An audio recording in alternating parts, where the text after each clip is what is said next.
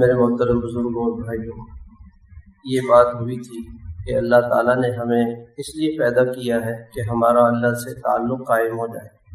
کائنات کا جتنے بھی نقشہ ہے یہ اللہ پاک نے ہماری خدمت کے لیے بنایا اور ہمیں یہ مشغولیت دے دی کہ تم اللہ کے ساتھ مشغول رہو۔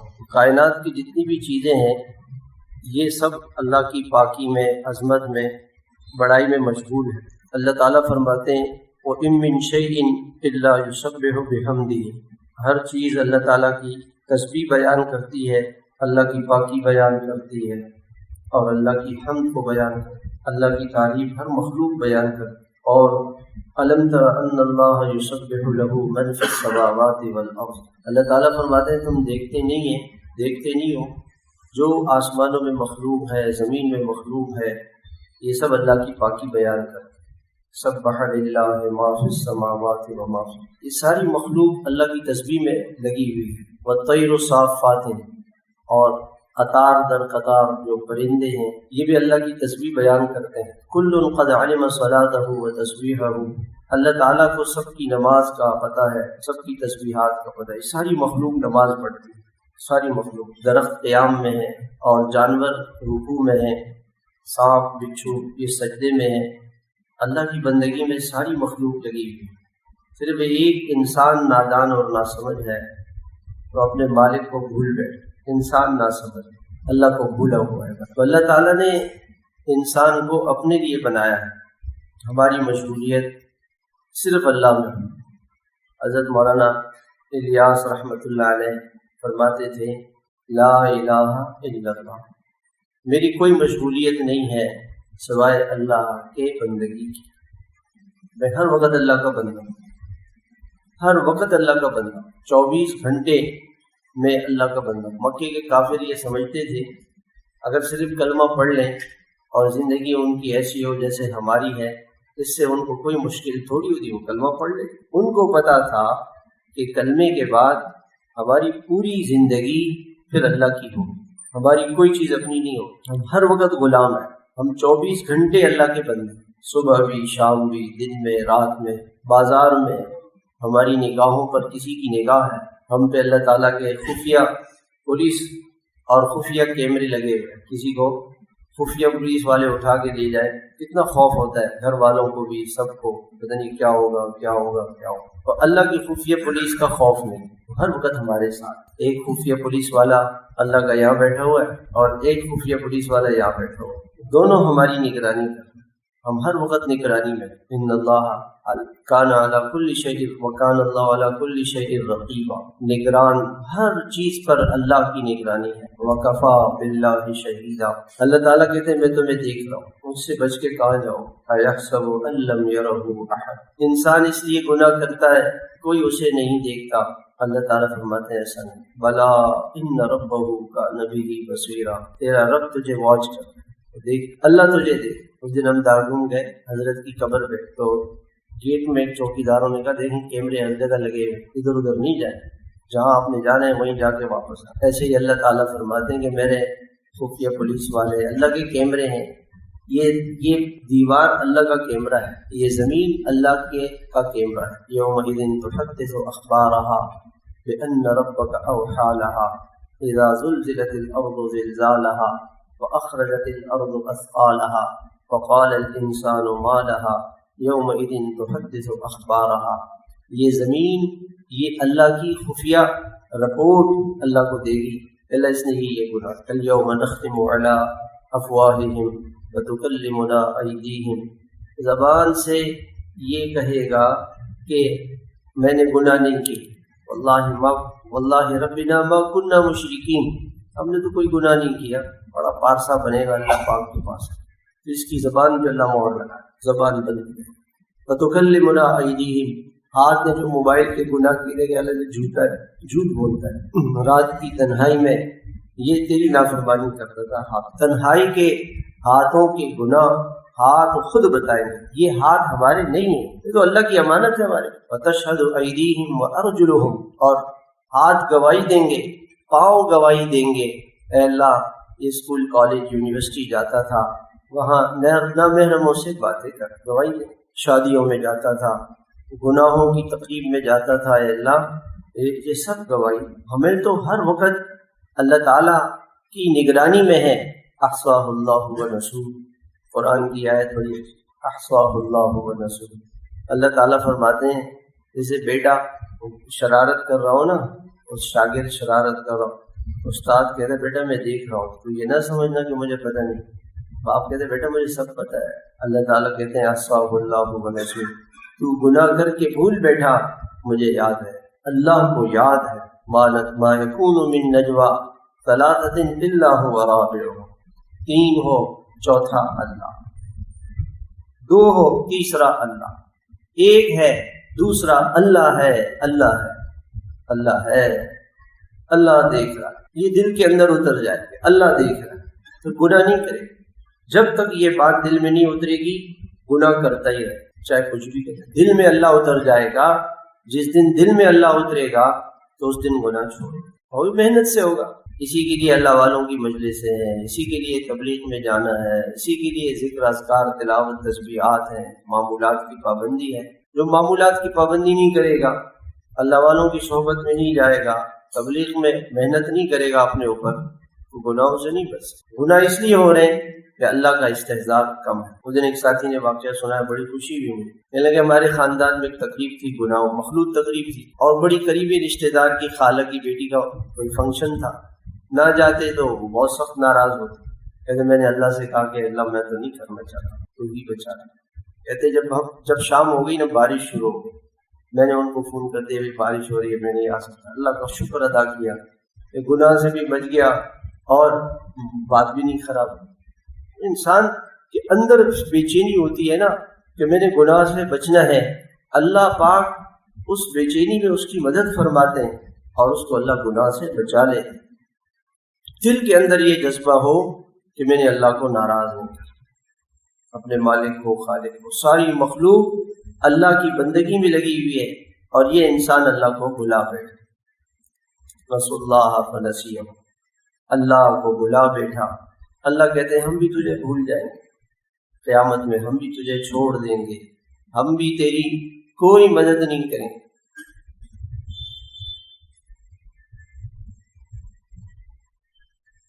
تو گناہوں سے انسان کو اللہ پاک نے اپنے لیے بنایا۔ اللہ کا تعلق کیسے ملے؟ ہر وقت یہ جذبہ ہو کہ میں نے گناہوں سے بچنا ہے۔ اور اللہ کا قرب کیسے ملے گا؟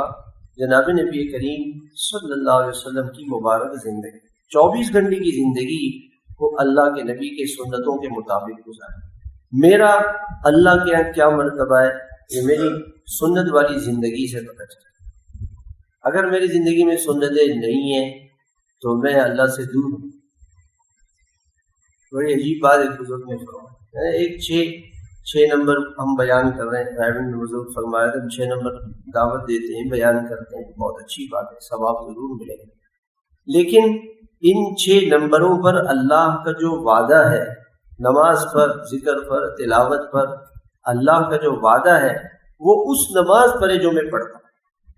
میں بیان تو کر رہا ہوں کہ یہ سنت میں کامیابی ہے، اور میری زندگی میں سنت نہیں ہے تو مجھے کامیابی بیان سے نہیں ملے گی، بیان سے کامیابی نہیں ملے گی۔ چاہے 100 سال میں تبلیغ کرتا رہوں، 100 سال میں ممبر پہ مولوی بن کے بیان کرتا رہوں، یہ جی کامیابی تو سنت میں ہے اور میری زندگی میں سنت نہیں ہے۔ ہم گئے حضرت خواجہ خان محمد صاحب رحمۃ اللہ علیہ، آپ یقین مانیں 3 دن وہاں رہے، اندر سے جذبہ پیدا ہونے لگا کہ میں نے حضور صلی اللہ علیہ وسلم کی سنتوں پہ چلنا ہے۔ پتہ نہیں کیا بات تھی، اندر ہی اندر جذبہ، اور اس کی وجہ میں نے دیکھی کہ حضرت ہر سنت کی پابندی، ہر سنت کی حضرت کی پابندی۔ تیبت حضرت نے پہنی ہوئی نصف پنڈلی ہوتی، لمبا سا کرتا، اور گردن حضرت کی ہر وقت جھکی رہتی، نگاہیں نیچے ہوتی، کسی کو دیکھتی نہیں، نیچے نگاہیں۔ مسجد میں داخل ہو رہے ہیں، سنت طریقے سے داخل ہو رہے ہیں، نماز پڑھ رہے ہیں سنت طریقے سے، اہتمام کے ساتھ، ہر چیز میں سنت، ہر چیز میں سنت۔ اور بات حضرت بات کیسے کریں؟ کوئی کہے السلام علیکم، وعلیکم السلام، کیا حال ہے؟ الحمدللہ۔ حضرت کیسے ہیں؟ الحمدللہ۔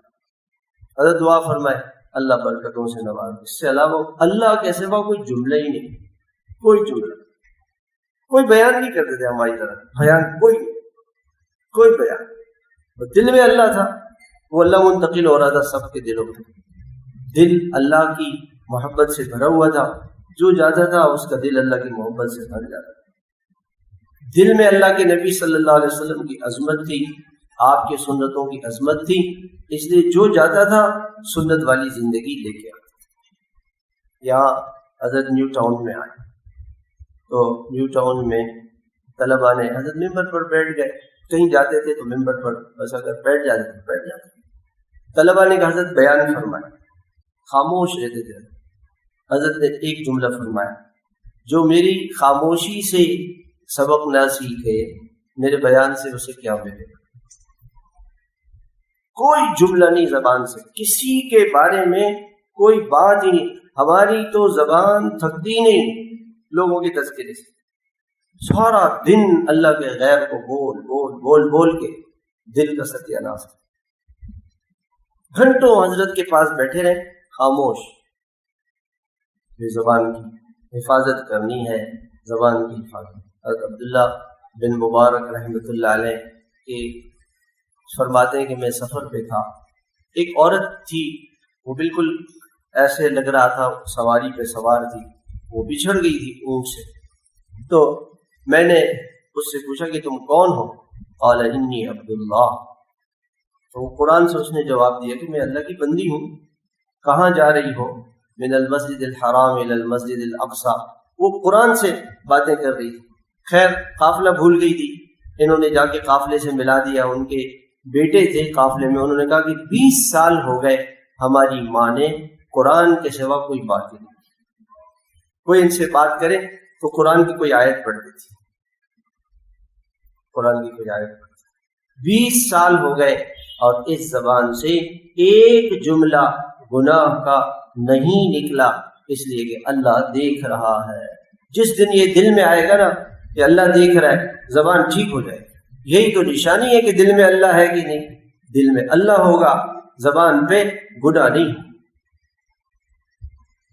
اور ایک بزرگ تھے نا، برسا برس وہ کوئی بات کرتا تو زبان اس پہ لکھ کے دے دیتے تھے، اور رات کو اس پر بھی سوچتے تھے کہ میں نے صحیح لکھا کہ غلط لکھا، اتنی نگرانی کرتے تھے، ان کو اللہ کا خوف تھا۔ ایک اللہ والے تھے، ساری زندگی آسمان کی طرف نہیں دیکھا، نگاہیں نیچے کر گئی، کوئی پوچھتا تھا کہ حضرت آپ آسمان کو کیوں نہیں دیکھ رہے؟ کہ شرم آتی ہے، اللہ پاک کو کیا منہ دکھا، یہ منہ، یہ اللہ کے سامنے کیا منہ اٹھا کے چلے۔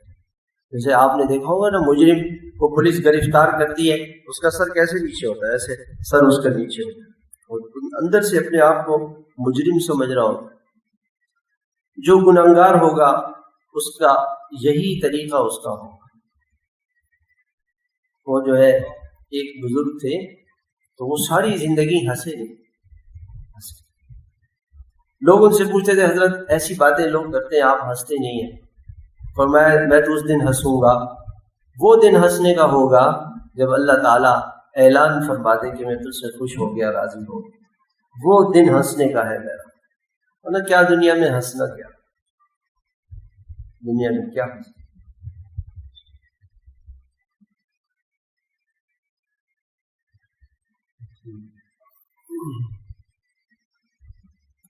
جب ان کا انتقال ہوا تو تختے پہ پڑے ہوئے تھے، ہنس رہے تھے، تختے پہ پڑے ہوئے تھے، اور جب لوگوں نے کفن پہنایا تو بیٹھ گئے کہ اللہ نے مجھے معاف کر دیا اور میری مغفرت کر دی اور مجھے جنت دے دی۔ پھر اس کے بعد انتقال ہو گیا تھا، جب کفن دفن لوگوں نے کفن پہنایا، بیٹھ گئے اور کہنے لگے کہ اللہ پاک نے میری مغفرت کر دی، اللہ مجھ سے راضی ہو گیا۔ ساری زندگی اللہ کا خوف رہا، اللہ سے بے خوف نہ ہو، ہر لمحے اللہ کا خوف ہو، اللہ کا ڈر ہو۔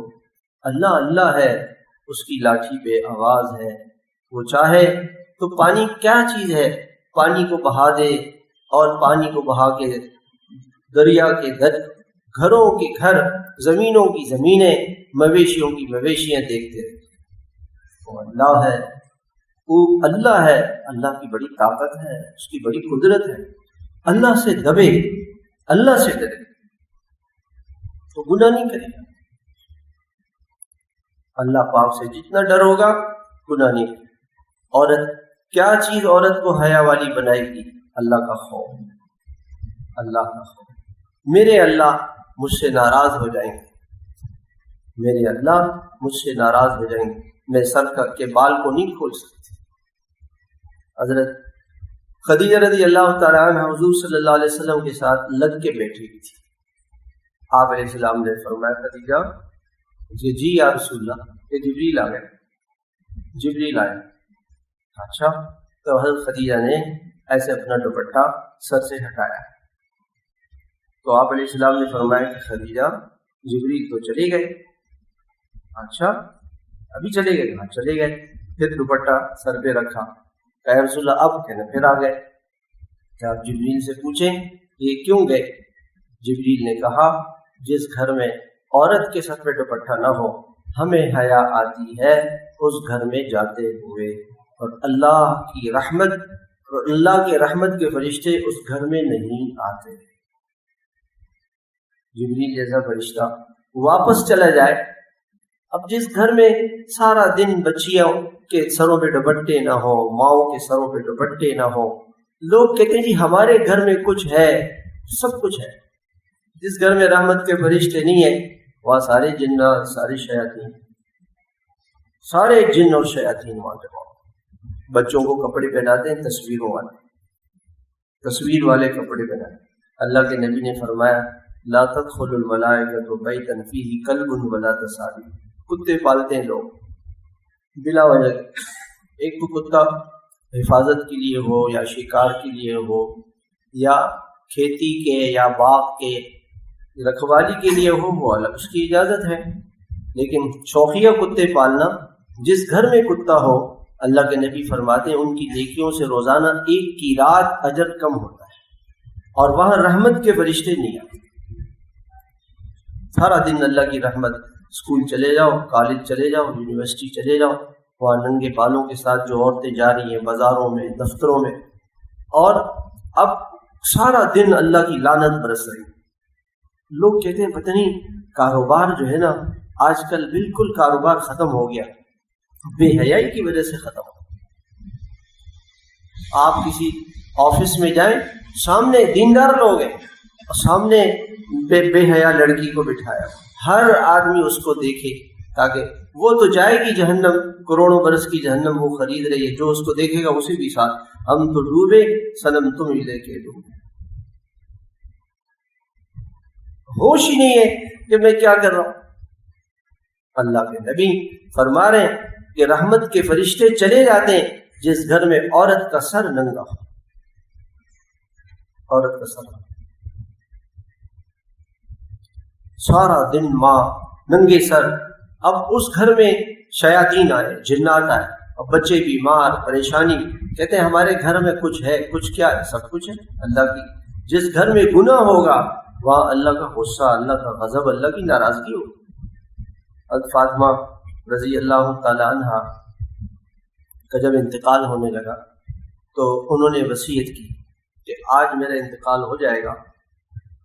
اللہ کے رسول نے ان کو بتایا تھا کہ فاطمہ میرے خاندان میں تم سب سے پہلے، آپ نے حضرت عائشہ رضی اللہ تعالیٰ نے فرماتی ہیں کہ آپ کے مرض الوفات میں حضرت فاطمہ آئیں، آپ نے کوئی بات کی تو حضرت فاطمہ رونے لگی، پھر آپ نے کوئی بات کی تو حضرت فاطمہ ہنسنے لگی۔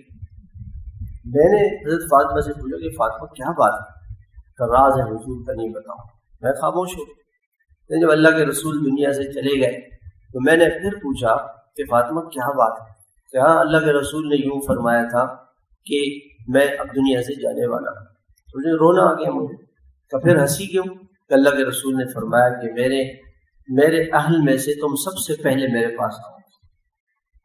تو ان کو یقین ہو گیا کہ میں دنیا سے جانے والی ہوں، تو کہا کہ میرا جنازہ جو ہے وہ جب لے کے گھر سے جایا جائے، ایسی کوئی چیز اس پہ ڈالی جائے کہ اندر میری میت کسی کو نظر نہ آئے، کوئی یوں نہ کہے کہ محمد کی بیٹی لمبی تھی، ٹگنی تھی، چھوٹی تھی، پتلی تھی، موٹی تھی، دبلی تھی، کوئی یہ تبصرے نہ کرے۔ اس لیے اس سے پہلے جب میت کو لے جاتے تھے تو وہ کفن کے اوپر کفن تو ہوتا تھا لیکن اوپر کچھ نہیں ہوتا تھا، اور وہ میت اندر نظر آتی تھی، کفن میں ہی نظر آتی تھی۔ اس کے بعد سے یہ جو کفن پوش ہے ایسا چارپائی کے اوپر ڈالتے، اس کے پہ کپڑا ڈالتے، اور عورت کی کفن کو جب عورت کو لے کے جایا جائے تو اس کی میت ایسے لے کے جائے کہ اس کا کفن بھی کسی کو نظر نہیں آئے۔ یہ بھی بے حیائی کی بات، لوگوں کو یہ پتہ نہیں عورت کا جنازہ جا رہا ہے وہ کفن سب کو نظر آ رہا ہے، ہوش ہی نہیں بیچاروں کو، اولاد کو ہوش نہیں۔ وہاں قبرستان جا کے وہاں اب سب لوگ نامحرم آگے بڑھ رہے ہیں، بھائی تم نامحرم ہو پیچھے ہٹ جاؤ، بھائی چادریں لے جاؤ، چادروں کو سے پردہ کرو تاکہ پردے کے ساتھ اس کی لاش پر بھی کسی کی نظر نہ پڑے۔ تو حضرت فاطمہ نے فرمایا کہ میرا جنازہ ایسا جایا جائے کہ اس پر کوئی کپڑا ڈالا جائے تاکہ میری لاش پر بھی کسی کی نگاہ نہ ہو، کیونکہ باپ حیا والے تھے، بیٹی بھی حیا والی، ماں بے حیا ہوگی اولاد پھر بے حیا، ماں شوہر کی نافرمان ہوگی بیٹی بھی شوہر کی نافرمان۔ ماں تو بیٹی کو دیکھ کے چلتی، ہر وقت بیوی چک چک چک چک چک چک، شوہر کو ستانا، تکلیف پہنچانا، تانے دینا، یوں۔ اب یہ ساری باتیں سیکھ کے پھر یہ جاتی ہے، پھر آ کے روتے ہیں کہ جی میری بیٹی کے ساتھ کیا ہوا، آپ کی بیٹی کے ساتھ کیا ہوا؟ جو آپ نے کسی کی بیٹی کے ساتھ کیا وہی ہو گیا۔ ایک اللہ والے کے پاس کوئی گیا کہ حضرت میری بیٹی کے ساتھ بڑا ظلم ہوا، بہن بہت پریشان ہے، انہوں نے فرمایا آپ کے گھر میں بھی تو کسی کی بیٹی اور بہن تھی، آپ نے تو کسی کی بیٹی کا دل نہیں دکھایا، آپ نے تو کسی بہن کو نہیں ستایا۔ دنیا بدلے کی جگہ نہیں ہے، لیکن کچھ اللہ تعالیٰ مناظر ایسے دکھا دیتے ہیں، جیسا کریں گے ویسا کریں گے۔ ہمارے گھر میں بھی تو کسی کی بیٹی تھی، ہم نے کتنے اس کو تانے دیے، کتنی مرتبہ اس کو روتے ہوئے ہم گھر سے نکلے۔ ایک اللہ والے تھے، نماز کے لیے جا رہے تھے، غصہ آ گیا، بیوی کو تھوڑا سا ڈانٹ دیا، مسجد پہنچ گئے، وہ واپس آ کے بیوی سے کہا مجھے معاف کر دو، مجھ سے غلطی ہو گئی اور میں نماز کے لیے گیا تھا، لیکن میرے دل نے کہا کہ میں نے کسی اللہ کی مخلوق کا دل توڑا ہے، میں کس منہ سے اللہ کے پاس، کس منہ سے اللہ کے پاس؟ صبر نہیں کرتے، بیوی کی بات پہ صبر نہیں کرتے۔ میں نے آپ کو پہلے بھی ایک قصہ سنایا تھا، حضرت مولانا طارق جمیل صاحب فرمائے لگے، ایک مولوی صاحب تھے، وہ ہم ان کو جانتے تھے، پڑھا انہوں نے، پھر پڑھایا، پھر عالم بنے، بڑا مدرسہ، تبلیغ کا کام، ساری زندگی دین کا کام کرتے کراتے رہے۔ کہتے ہیں ان کا انتقال، جب ان کا انتقال ہوا تو میں نے ان کو خواب میں اور میں نے پوچھا کہ مولانا کیا ہوا؟ میں تو ذہن میں یہ تھا کہ اتنے سال تبلیغ کیے، اتنے سال مدرسے میں پڑھایا، پتہ نہیں کیا کیا اس کے مرتبے ملے ہوں گے۔ کہنے لگے اللہ تعالیٰ کے یہاں پیش ہوا تو اللہ تعالیٰ نے فرمایا کہ ایک بات پہ تیری مغفرت کرتا ہوں۔ بات یہ تھی کہ میری بیوی جو تھی وہ دماغی کمزوری تھی، اس کو جیسے بعض اوقات ہوتا ہے تو وہ سمجھ نہیں پاتی تھی ہر چیز کو۔ میں نے کبھی پوری زندگی اس کو تانا نہیں دیا کہ یہ ماں باپ نے کیا چیز لے کر آ گئی، آپ کے ماں باپ نے بھی ہمارے ساتھ دھوکا کیا۔ میں نے کہا بس ٹھیک ہے، میں اس تقدیر پہ راضی ہوں۔ اللہ پاک نے فرمایا کہ تو نے پوری زندگی ہماری ایک چھوٹی سی مخلوق پہ رحم کھا کے اس کا دل نہیں توڑا، ہم بھی تجھ پہ رحم کھا کے تجھے معاف کریں۔ صبر کرے، برداشت کرے، معاف کرے، درگزر کرے، یہ زندگی۔ تو حضرت فاطمہ رضی اللہ تعالی عنہا نے ایک بات تو یوں فرمائی اور دوسری بات یوں فرمائی کہ مجھے رات کو میرا جنازہ پڑھنا، دن کو نہیں، رات کو مجھے قبرستان لے کے جانا تاکہ کسی کو پتہ نہ چلے، میرے جنازے میں بھی لوگ شریک نہ ہوں۔ اس زمانے میں بجلیاں تو تھیں، اندھیرے ہوتے تھے، رات کو میرا جنازہ ہو، یہ حیا تھی۔ باپ حیا والا ہوگا، بیٹی حیا والا۔ شادی سے پہلے ماں باپ نے گناہ کیے، آپس میں گرل فرینڈ بوائے فرینڈ بن کے نامحرموں سے باتیں کی، اس گناہ کا اثر اولاد پر پڑے، پھر اولاد بے حیا ہو۔ تنہائی کے گناہ باپ کر رہا ہے، نامحرموں سے باتیں کر رہا ہے موبائلوں میں، بیوی سے چھپا چھپا کے نامحرم عورتوں سے تعلقات ہیں، اس کا اثر اس کی اولاد پہ پڑے، اس کی بیٹیوں پہ پڑے گا۔ ایک حدیث میں آتا ہے جب انسان زنا کرتا ہے اور گناہ کرتا ہے، اس کی نسل بھی زنا کرتی ہے، اس کی نسل بھی زنا کرتی ہے۔ ایک بادشاہ تھا، اس نے اپنی بیٹی نے آ کے شکایت کی کہ آج میں ہمیشہ باہر جاتی تھی، مجھے کوئی میلی نگاہ سے نہیں دیکھتا تھا، لیکن آج لوگوں نے مجھے میلی نگاہ سے دیکھا۔ بادشاہ نے سر جھکا دیا اور بیٹی سے کہا ٹھیک ہے بیٹی چلی جاؤ، اور پھر کہنے لگا اپنے سے کہ ہاں میں نے بھی کل کسی کی بیٹی کو میلی نگاہ سے دیکھا تھا، جس کی وجہ سے آج اس کا بدلہ دنیا میں ملا۔ بے حیائی تو اللہ کو بہت ناپسند ہے۔ ہر عورت کو اسلام میں حیا کیا ہے؟ ہر عورت کو اپنی ماں، بہن، بیٹی جیسا تقدس دے دو، جیسے ماں مقدس ہے، ہر عورت مقدس ہے، ہر بہن مقدس ہے، بیوی مقدس ہے۔ اس کی بے حیائی کو نہیں برداشت کر سکتے، کسی کی ماں بہن بیٹی کے ساتھ بھی ایسا معاملہ۔ تو میں عرض کر رہا تھا کہ اللہ پاک نے ہمیں اپنے لیے بنایا ہے، ہماری مشغولیت ہر وقت اللہ کی رضا میں۔ میرا اللہ کے یہاں کیا مرتبہ ہے؟ جتنی میرے دل میں حضور صلی اللہ علیہ وسلم کی سنتوں کی عظمت ہے، اور جتنی میری زندگی میں سنتیں ہوں۔ تو میں نے یہاں سے بات شروع کی تھی کہ وہ عالم فرما رہے تھے کہ ایک تو ہم بیان کرتے ہیں کہ جی سنت میں کامیابی ہے، 100 سال تک بیان کیا، لیکن جتنی سنتیں میری زندگی میں ہوں گی اتنی کامیابی مجھے ملے گی۔ اگر 100% میری زندگی میں سنتیں ہوں گی تو کامیابی ملے گی۔ صبح سے اٹھنے کے بعد آج اپنے دن کا اپنا روزانہ جائزہ لیں، دیکھیں اپنا روزانہ محاسبہ کریں۔ ہم وہ ایک پرچہ دیتے ہیں ساتھیوں کو جو کارگزاری اس میں یومیہ اعمال کا پرچہ کہ آج دن کو کرنا کیا چاہیے، اس کو روزانہ دیکھ کے شام کو کہ بھئی میں نے صبح جب میں جاگا تھا تو جاگنے کی حضور صلی اللہ علیہ وسلم کی سنتیں کیا تھی۔ جب آپ جاگتے تھے تو آپ علیہ السلام ایسے آنکھوں کو ملتے تھے اور دعا پڑھتے تھے الحمدللہ الذی احیانا بعد ما اماتنا والیہ النشور۔ یہ دعا میں نے پڑھی کہ نہیں پڑھی؟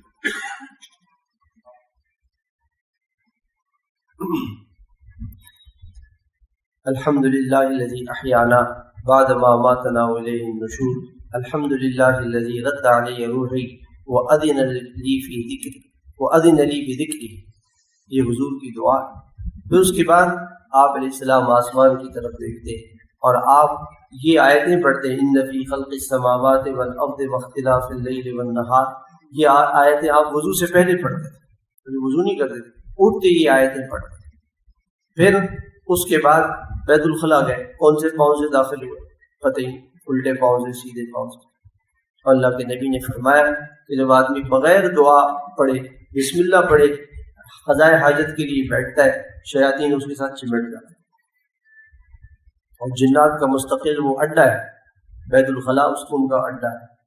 اس لیے پہلے زمانے میں لوگ بیت الخلاء گھروں میں نہیں بناتے تھے، دور بناتے تھے، گھر سے باہر بناتے تھے۔ اب بغیر بسم اللہ کے چلے گئے، بغیر دعا پڑھے، بسم اللہ ہے اللہم انی اعوذ بک من الخبث والخبائث، دعا پڑھی، تو اس کے بعد باہر نکلے۔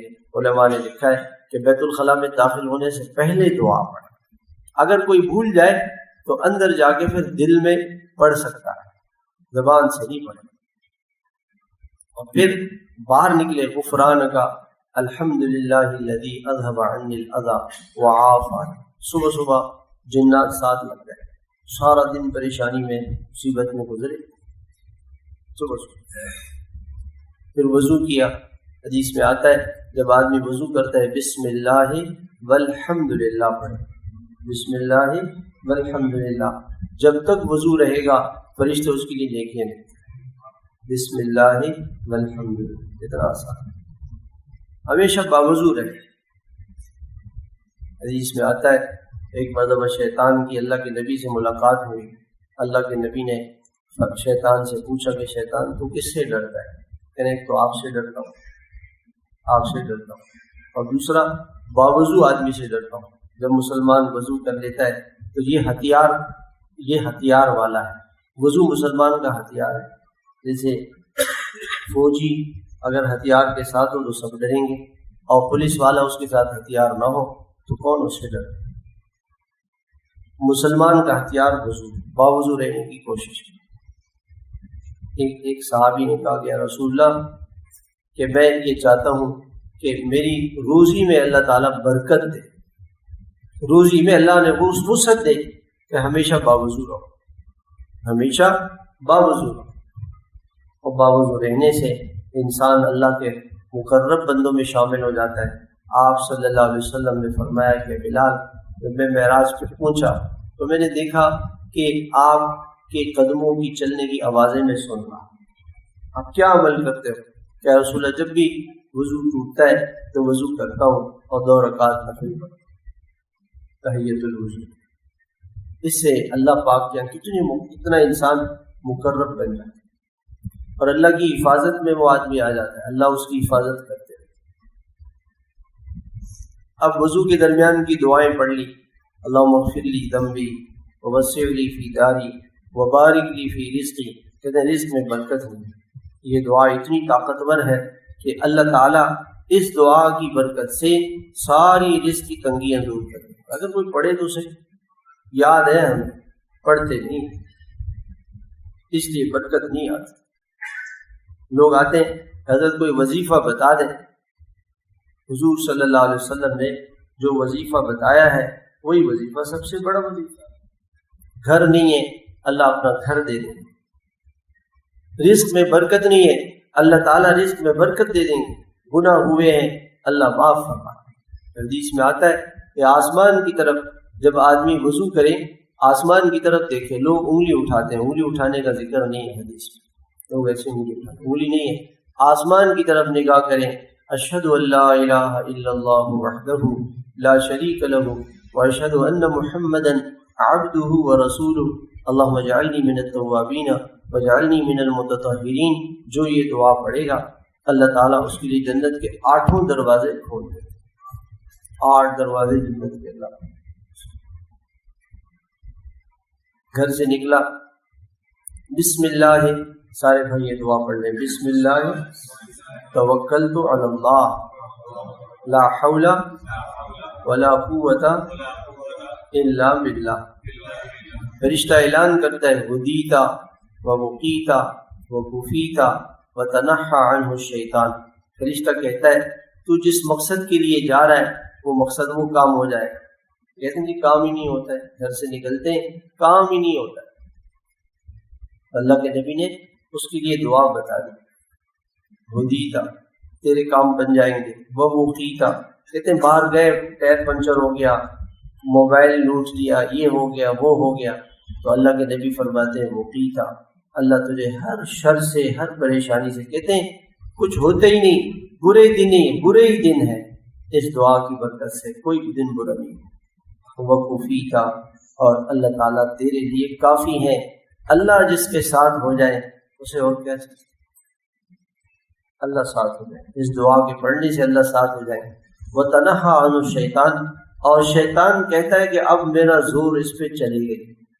شیطان اپنے شیطانوں سے کہتے ہیں اس کو تو چھوڑ دو، یہ تو اللہ کی حفاظت میں آ گیا۔ اب آپ بتائیں صبح کتنی مرتبہ ہم گھر میں گئے اور کتنی مرتبہ ہم گھر سے نکلے، ہمیں تو یاد نہیں کہ ہم نے دعا پڑھی گئی، یاد ہے سب کو۔ کھانا شروع کیا، اب کھانا بغیر بسم اللہ کے شروع کیا، شیطان اس کھانے میں شریک ہو گیا، اب کھانے کے بعد سستی ہو گئی، سو گئے، نماز ہی چلی، نماز قضا، نیکی کرنے کو دل ہی نہیں چلا، پتہ ہی نہیں چلا کہ آج گشت کا دن ہے، او میں تو گشت ہی بھول گیا تھا۔ جب کھانا بغیر بسم اللہ کے اندر جائے گا تو اس کا مطلب کہتے ہیں گناہوں کے خیالات ہر وقت آتے رہتے ہیں۔ اس کی سنت چھوڑنے کی نحوست یہی ہے کہ آدمی کا دل سیاہ ہو جاتا ہے، دل کالا ہو جاتا ہے، اس کو خیال ہی نہیں رہتا کہ میں نے سنتوں پہ چلنا ہے کہ نہیں چلنا۔ اس کی نحوست ہے سنت چھوڑنے کی نحوست۔ ہر عمل میں حضور صلی اللہ علیہ وسلم کی مبارک زندگی، سنتیں. آذان ہوئی، آذان کا جواب دیا. اللہ اکبر، کتنی بڑی بات ہے. حدیث پاک کے اندر آتا ہے جس نے آذان سنتے ہی نہیں، ہم لوگ باتیں کر رہے ہیں مسجد میں بیٹھ کے باتیں، یہ افسوس کی بات. آذان جو ہے بات نہیں کرنی چاہیے. کوئی بڑا پکار رہا ہو اور ہم آپس میں مصروف ہوں، اتنی بے ادبی کی بات. آذان اللہ کا منادی ہے، اللہ کا منادی آذان دے رہا ہے. آذان کے بعد کسی سے بات ہے، آذان کا جواب، اور پھر اس کے بعد درود شریف پڑھے اور پھر دعا پڑھے.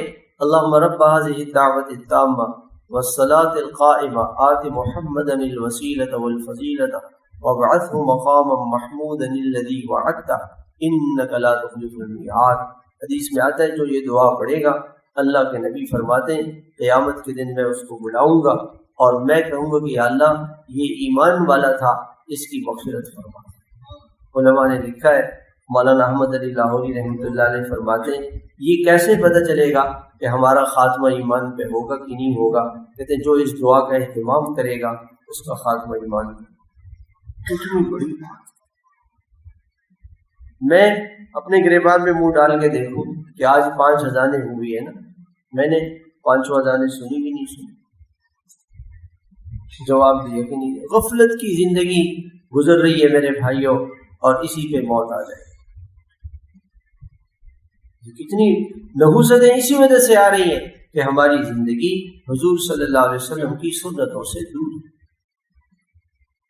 اللہ کے نبی نے فرمایا جو آدمی سونے سے پہلے باوضو وضو کرے اور پھر اس کے بعد اللہم اسلمت نفسی الیک وفوضت امری الیک ووجہت وجہی الیک والجأت ظہری الیک رغبتا ورہبتا الیک لا ملجأ ولا منجا منک الا الیک آمنت بکتابک الذی انزلت وبنبیک الذی ارسلت. جو یہ دعا پڑھے گا اگر اس رات وہ مر گیا تو شہادت کی موت ہوگی اور یہ ایمان پر مرے گا. یہ ایمان پر مات علی الفطرہ، یہ ایمان پر مرے گا، یہ مسلمان ہو کے دنیا سے جائے. ہمیں نہ دعا یاد ہے نہ پتہ ہے یہ دعائیں پڑھنی چاہیے. ایک دن میں نے ویسے ہی سوچا کہ حضور صلی اللہ علیہ وسلم کی دعائیں کتنی ہیں. 25 دعائیں حضور صلی اللہ علیہ وسلم سوتے وقت پڑھتے تھے. تو میں نے پھر پڑھنی شروع کی تو اس میں 5 منٹ لگے. جو بڑی بڑی کچھ بعض بڑی صورتیں وہ چھوڑ دیں، جو چھوٹی چھوٹی دعائیں ہیں 5 منٹ بھی نہیں لگتے. 5 منٹ بھی نہیں. باوضو سو جائے، یہ دعا پڑھ کے سو جائے، ایمان پر خاتمہ ہو جائے. میرے محترم بھائی، اس سے بڑی کیا چیز؟ شہادت کی موت اللہ تعالیٰ نصیب فرمائے. یہی چیزیں جو انسان کو اللہ سے قریب کرتی ہیں. ہر سنت سے انسان اللہ سے قریب ہو جاتا ہے اور ہر گناہ سے انسان اللہ کی نظروں سے دور ہو جاتا ہے. آنکھ سے بدنظری کی، اللہ کی نگاہ سے گر گئی. زبان سے گناہ کیا، اللہ کی نگاہ سے گر گئی. سنتوں والی زندگی، آپ کے اندر کرنٹ ہوگا، یہ کرنٹ لوگوں میں جائے گا اور لوگ سنتوں والے بنے. ایک حضرت مولانا جمشید صاحب رحمۃ اللہ علیہ کے پاس ایک عیسائی پادری آیا، مسلمان ہوا تھا. وہ رائے میں وقت لگانے کے لیے آیا تھا. حضرت نے اس سے پوچھا کہ کچھ باتیں سناؤ. اس نے کہا کہ یہ جو مسلمانوں کا لباس ہے، داڑھی پگڑی ٹوپی اور کرتا شلوار، اور یہ جو مسلمان سنت والی زندگی گزارتے ہیں، یہ جب ہم ان کو دیکھتے ہیں تو یہ ایسے تھے جیسے ہمارے اوپر ایٹم بم گر رہا ہے. سنت میں طاقت ہے، حضور صلی اللہ علیہ وسلم کی سنت میں طاقت ہے. میں ایک مرتبہ گیا، ہمیں رائڈ جانا تھا اور رائڈ والوں نے کہا کہ ایک ملک جانا تھا، تشکیل ہوئی تھی ہماری، اور انہوں نے کہا آپ کو وہ پولیس کا وہ سرٹیفکیٹ چاہیے NOC تھانے سے کہ آپ کسی سیاسی سرگرمی میں کسی ایسی چیز میں ملوث نہیں ہیں. تو وہ SSP کے دفتر سے لانا تھا. تو میں اس کے دفتر پہ گیا 2-3 دن، تو وہ نہیں دے رہے. اچھا مجھے سمجھ میں نہیں آ رہی تھی. وہ کہتے مولوی صاحب وہ نہیں، افسر نہیں ہے. وہ بیچارے کچھ پیسے وغیرہ مانگنا چاہ رہے تھے، مجھ سے کہہ نہیں پا رہے تھے. میں سمجھ نہیں رہا تھا. خیر پھر میں نے کیا کیا کہ میں نے صلاۃ الحاجت پڑھی, پھر میں چلا گیا. اور میں وہاں گیا تو اس نے چوکیدار پولیس نے کہا سر نہیں ہے. اتنے میں اندر سے ایک پولیس والا آیا کہ آپ کو سر بلا رہا ہے. تو وہ پولیس والے نے کہا کہ بھی مولوی صاحب ہماری شکایت نہ لگا. تو میں پہنچا اندر تو اس نے کہا کہ آپ کیوں آئے؟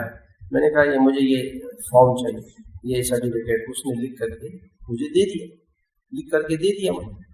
وہ پولیس والے منع کر رہے تھے کہ نہیں ہے, اور اندر سے اس نے بلا لیا.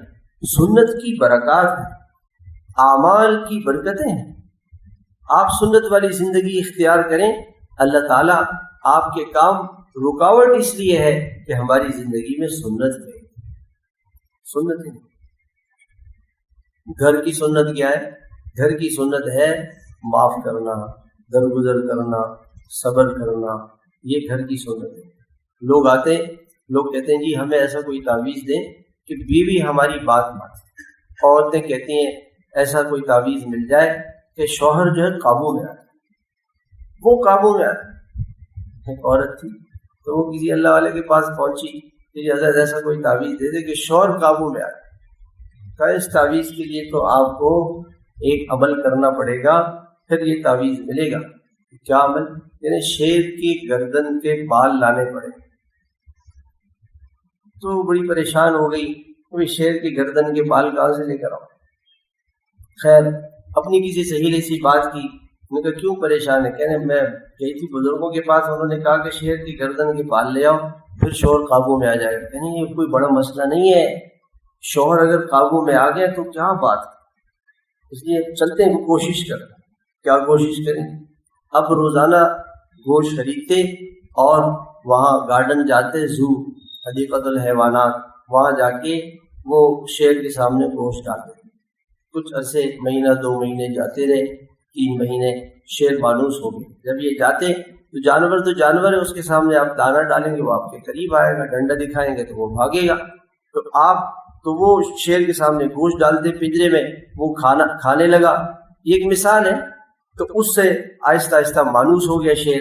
ایک دن انہوں نے اس کے گردن کے بال کاٹ کے لا کے اللہ والوں کو دے دیے, حضرت یہ لینا تعویذ. حضرت نے فرمایا یہی تعویذ ہے, یہی جو آپ نے کیا ہے.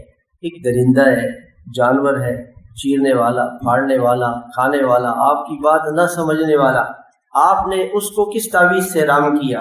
اس کی خدمت کی, اس سے محبت کی, اس کی اچھائیوں کو دیکھا, اس کی برائیوں کو نہیں دیکھا, اس کو خوش کیا, جانور کو خوش کیا, وہ آپ کا ہو گیا. شوہر کو خوش کرو, یہی تعویذ ہے. اس سے محبت کرو.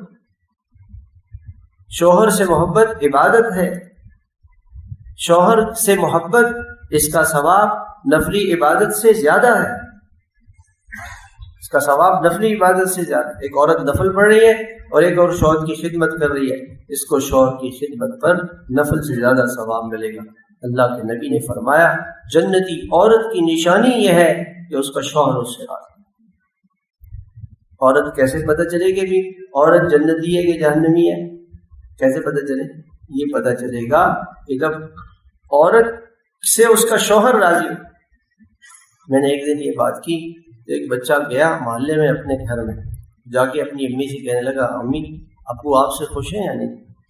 تو کیا بات ہے؟ امام صاحب نے کہا کہ جنتی عورت کی نشانی یہ ہے کہ وہ اپنے شوہر کو خوش کر دے. مولوی صاحب تو ہماری باتیں کرتے ہیں, ہم شوہروں کو خوش کریں, یہ نہیں کہتے کہ شوہر کیسے بیوی کو خوش کرے. بتا اس پہ بھی راضی نہیں. بیوی کی جنت اس کا شوہر ہے, اس کا شوہر یہی اس کی جنت ہے. اس کی خدمت کرے, اس کی اطاعت کرے, اس کو راضی کرے. اللہ کے نبی نے فرمایا جو عورت نماز پڑھے 5 وقت, رمضان کے روزے رکھے, حیا اور پاک دامنی کی زندگی گزارے اور شوہر کی اطاعت کرے, جنت کے سارے دروازے اس کے لیے کھل جائیں. دخلت الجنت ای ما شئت ای باب شئت, جس دروازے سے چاہے یہ جنت میں داخل ہو جائے. جنت کے سارے دروازے اس کے لیے کھل جائیں گے اگر یہ شوہر سے مسکرا کے ملے, معاف کر دے, اس سے محبت کرے, شوہر کو خوش کرے. یہی اس کی جنت ہے. کیسا دین اللہ نے دیا. اور شوہر کو اللہ کے نبی نے کیا فرمایا کہ خیارکم خیارکم لنسائہم، سب سے اچھا انسان، بہترین انسان اللہ کے وہ ہے جو اپنے گھر کی عورتوں کے ساتھ سب سے اچھے ہیں۔ ہمیں سب سے زیادہ یہ جو نوجوان بیٹھے ہیں نا، ماؤں سے لڑ لڑ کے آتے ہیں، مائیں فون کرتی ہیں مجھے کہ آپ سمجھائیں، میں کیا سمجھاؤں، ہم تو سمجھاتے رہتے ہیں، اللہ کرے وہ سمجھ لیں۔ ماں سے بڑھ کر اس دنیا میں کوئی نہیں ہے میرے بھائی، اللہ اور اس کے رسول کے بعد جس کی ماں ہے، خدا پاک کی قسم اس کے پاس سب کچھ ہے۔ ماں کے ہاتھ اٹھا لو اور دعا کرا لو، جو چاہے اللہ پاک سے دلوا لو۔ ماں سے بڑا کوئی بزرگ نہیں۔ ماؤں کو ستاتا ہے کہ ناک میں دم کیا، لڑکیاں کہتی ہیں کہ ہم اپنی مرضی سے شادیاں کریں، باپ پریشان روئے میرے پاس آ گئے، اوکے جی میں کیا بتاؤں آپ کو، میری بیٹی کا کیا مطالبہ ہے، میرے بیٹے کا کیا مطالبہ ہے، بات نہیں کر سکتا۔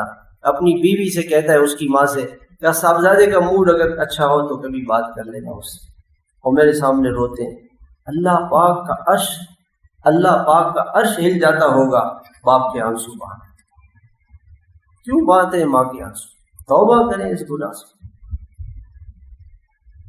اور شادی کے بعد ماں کو بھول جائے، ماں کو بھول۔ وہ ایک عورت تھی نا، شوہر سے لڑ پڑی، شوہر نے کہا کیا بات؟ کہنے لگی کہ میں آپ کے والدین کی خدمت نہیں کر سکتا، آپ کہیں میرے نہیں، آپ جانے، آپ کا کام جانے، میں جا رہی ہوں، بچوں کو سنبھالو، ماں باپ کو سنبھالو۔ میں نے کہا دیکھو بوڑھے ہو گئے، ہم پہ بھی بڑھاپا آ سکتا ہے، کہ آپ پہ آئے گا ہم پہ نہیں آئے گا، آپ سنبھالو، میں گھر چھوڑ کے جا رہی ہوں۔ کوئی آپشن تو بتاؤ کہ ایک کونے میں سروینٹ کوارٹر بنا کے اس میں رکھو، مزدور مرد عورت لگا دو، مرد باپ کی خدمت کرے، عورت آپ کی ماں کی خدمت کرے، ہم سے نہیں ہوتی۔ بیچارہ مجبور تھا، اس نے کوارٹر بنا کے، کمرہ بنا کے ماں باپ کو اس میں شفٹ کر دیا، صبح جاتے وقت شام کو آتے وقت ماں باپ کی خدمت کرتا تھا۔ ایک دن وہ گھر آیا تو اس نے دیکھا کہ ماں باپ اندر بیٹھے ہوئے کمرے میں اور بیوی ان کی خدمت کر رہی ہے، بڑا حیران ہوا، کہ پہلے تو آپ یہ کرتی تھی۔ بیوی کہنے لگی اللہ نے بڑی رہنمائی کی۔ کیا ہوا کہ آج بیٹا اسکول سے آیا تو میں نے دیکھا کہ وہ ڈرائنگ کی کاپی میں کچھ لکھ رہا، میں نے دیکھا اس نے ایک بڑا دائرہ بنایا، پھر ایک چھوٹا سا دائرہ بنایا۔ میں نے کہا بیٹا یہ بڑا دائرہ کیا ہے؟ کہ امی جب میری شادی ہوگی نا، چھوٹا سا بچہ، میں اور میری وائف یہ بڑے گھر میں رہیں گے، اور ایک یہ چھوٹا سا یہ نشان بیٹا، یہ امی یہ سروینٹ کوارٹر ہے، آپ کو ربو کو اس میں رکھوں گا، آپ کو ربو کو سروینٹ کوارٹر میں رکھوں گا، میں اور میری وائف بڑے گھر میں رہیں گے۔ تو اس بچے نے جو منظر گھر میں دیکھا وہی اس نے لکھا کاغذ پہ، کہنے کہ میرے پاؤں کی تلے زمین نکل گئی کہ آج سے 50 سال کے بعد جب میں بوڑھی ہوں گی تو میں سروینٹ کوارٹر میں ہوں گی، آپ کے ماں باپ میرے ماں باپ۔ اتنی فکر بیٹی کو لگ جائے، بہو کو لگ جائے، بیوی کو لگ جائے کہ آپ کے ماں باپ میرے ماں باپ، مسئلے صحیح۔ اور میں ایک گھر گیا، میں نے اس سے بھائی سے پوچھا، وہ دوست ہے میرے، میں نے کہا یار آپ کی کتنی بچی ہیں؟ 5۔ یار آپ تو بوڑھے ہو گئے، شروع میں تو ہم ہمیشہ آپ کہتے تھے 3، یہ 2 بڑھاپے میں کہاں سے آ گئے؟ میری 5۔ کیسے؟ 2 بہو ہیں، بیٹی ہیں۔ میں نے کہا واہ واہ واہ، بہو کو بیٹی سمجھے وہ گھر جنت ہے، جو ساس کو ماں سمجھے وہ گھر جنت ہے، اور ساس کو شوہر کی ماں سمجھے وہ گھر جہنم۔ اس سے تو بڑی کوئی نعمت نہیں ہے کہ کسی کو بوڑھا باپ مل جائے، بوڑھی ماں مل جائے۔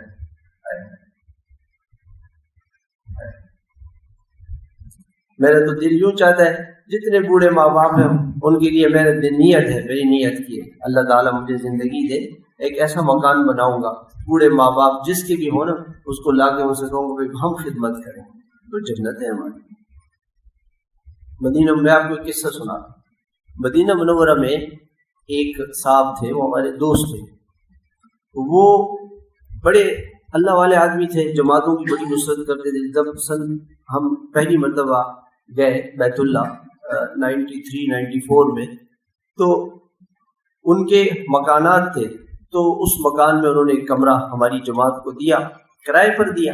خیر عزیز الرحمان ان کا نام، حبیب الرحمان ان کا نام. اکثر وہ حرم شریف میں گزارتے تھے. تو میں نے وہاں دیکھا ان کے گھر میں کہ ایک بوڑھا آدمی تھا، وہ ایسا بوڑھا ہو گیا تھا کہ اس کو کھانا پینا کھلا کے بستر پر کھلا پلا کے دیا جاتا، اور واش روم کا بھی اسے پتہ نہیں تھا. یہ خود اپنے ہاتھ سے اس کی خدمت کر رہے. میں نے کہا یہ کون ہے؟ کہنے لگے کہ یہ ہندوستان سے کوئی بوڑھا آیا تھا، ابھی مرنے کے لیے مدینہ منورہ میں اس کا کوئی نہیں، تو میں اس کی خدمت کرتا ہوں، کھانا کھلاتا ہوں، استنجا کراتا ہوں، کپڑے دھوتا ہوں. اللہ کی شان، ہم گئے جنت البقیع. تو جنت البقیع میں بالکل جہاں صحابہ کی قبریں ہیں نا، اس کے ساتھ والا جو پلاٹ تھا انہوں نے کھودا ہوا تھا. یہ جمعرات کی بات تھی. میں نے کہا کتنا خوش قسمت انسان ہوگا جس کو جنت البقیع میں صحابہ کا پڑوسی مل جائے. اگلے دن جمعے کے دن جنازہ ہوا، صرف ایک. جمعے پہ تو وہاں کتنے جنازے ہوتے ہیں. اور میں نے کہا یار کتنا خوش قسمت انسان ہے، یہ تو صحابہ کا پڑوسی. شام کو پتہ چلا کہ جی حبیب الرحمان صاحب کا انتقال ہوا شب جمعہ میں. رات کو بیمار ہوئے، اسپتال گئے، اور اسپتال جا کے وہ ڈاکٹروں سے کہنے لگے سورہ یاسین پڑھو. ان سے کہا سورہ یاسین پڑھو، خود کلمہ پڑھنے لگے. شب جمعہ میں انتقال ہو گیا.